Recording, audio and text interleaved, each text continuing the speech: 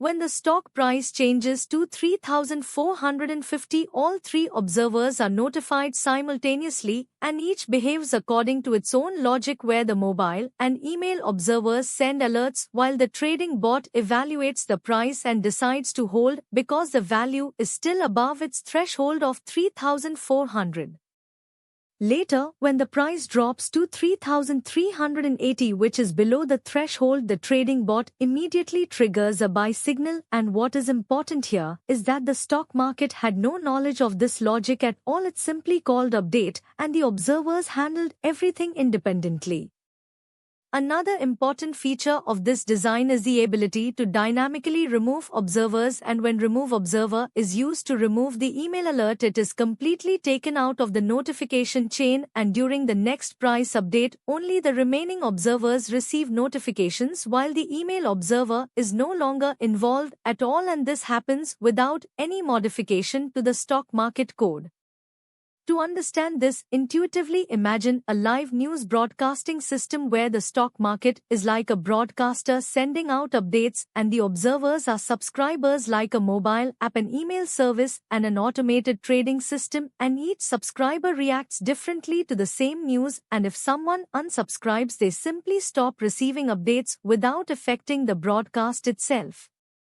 Overall, this example clearly shows how the observer pattern enables a clean and scalable architecture where new observers can be added easily, existing ones can be removed without impact, and complex behaviors can be introduced without modifying the core system, making it ideal for event-driven systems, real-time updates, and modular application design. MVC is not just a design pattern. It is an architectural pattern that organizes entire applications. The core principle is separation of concerns. Each part of the application has one specific responsibility and knows as little as possible about the other parts. The model represents the data and the business rules. A student model knows what fields a student has, how to validate a student's grade, and how to calculate their GPA. It does not know whether it is being displayed in a web browser or a mobile app or a command line.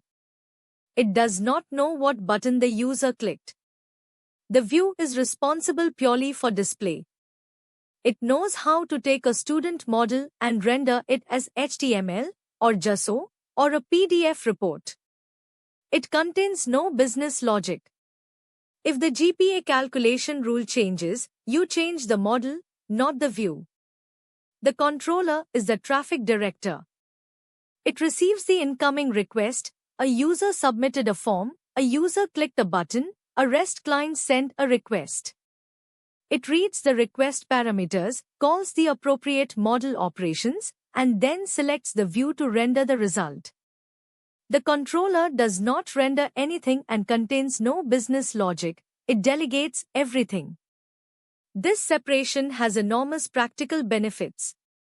You can change the entire front end, swap JSP for React, swap HTML for a mobile native interface, without touching a line of model or controller code. You can unit test your models completely independently of the web layer. You can add new views, say a mobile JSON API alongside the existing HTML web interface, by adding new controller methods with almost no code duplication. Spring MVC implements this with the dispatcher servlet as the front controller that receives all requests, the @sign controller annotated classes as controllers, model objects passed to TimeLeaf or JSON responses as views, and your service and entity classes as the model. The model layer is the foundation of the application and contains the core data and business logic without any concern for how that data will be displayed or how requests will come in, and in this case it consists of the student class and the student repository, where the student class acts as a pure data holder containing fields like name and GPA along with business logic such as calculating the grade, and this means it is responsible for what the data is and how it behaves, but nothing more. Alongside it, the student repository acts as the storage manager, which handles saving, retrieving, and managing student objects, and it does this without any knowledge of user interfaces or validation rules, which ensures that the model remains completely independent and reusable in different contexts, whether it is a console app, web app, or mobile app. The view layer is represented by student view, and its responsibility is extremely strict and limited because it is only concerned with displaying information and nothing else, and methods like showStudent and showAllStudents simply take student data and format it for output, such as printing it to the console. The view does not validate inputs, does not fetch data from the repository, and does not make any decisions because its only job is to present whatever it is given, which makes it very simple, predictable, and easy to replace with something else like a graphical interface or a web response formatter. The controller layer is where all the coordination happens, and this is handled by student controller, which acts like the brain of the application, receiving requests, processing them, and deciding what actions need to be taken. And when a request like its student comes in, the controller first performs validation checks such as ensuring the name is not empty or the GPA is within a valid range. If the input is invalid, the controller does not touch the model at all and instead directly tells the view to display an error message, which ensures that incorrect data never enters the system. And if the input is valid, the controller then calls the repository to save the student and finally uses the view to confirm success.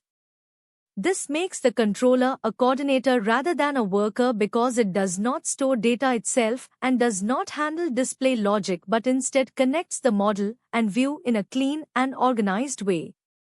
In the main method, all three layers are created separately and then connected together by passing the repository and view into the controller constructor, and this process is known as dependency injection, where instead of a class creating its own dependencies, they are provided from the outside.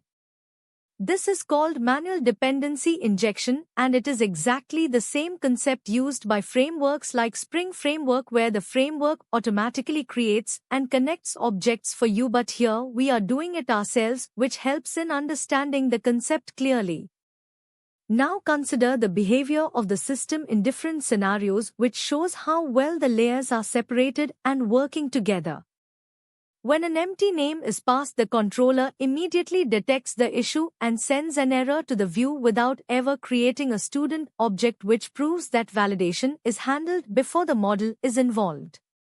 When we try to view a student with an ID like 99 that does not exist, the controller checks the repository result and decides whether to show the student or display a not found message, and then routes the response to the appropriate view method. The most powerful aspect of this design is how independent each layer is, because you could completely replace the student view with something like a JSON response generator and instantly turn your application into a REST API without changing the model or controller logic. Similarly, you could replace the repository with a database implementation instead of in-memory storage, and everything else would continue to work exactly the same. I hope this explanation helped you clearly understand the design patterns and its core components in a structured and easy way. Continue learning, keep practicing, and stay consistent with your preparation. More detailed concepts are coming next.